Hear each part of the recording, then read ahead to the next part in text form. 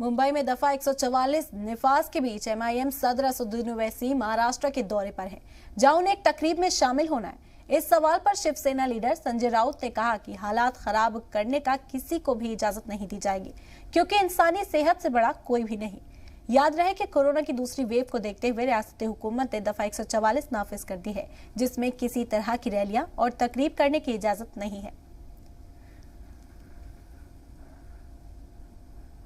मुंबई में धारा 144 लागू क्यों किया है? कोई जो है जो किसी को मुंबई में अशांतता फैलाने की कोशिश हो रही है, मुझे लगता है ये सरकार नहीं होने देगी।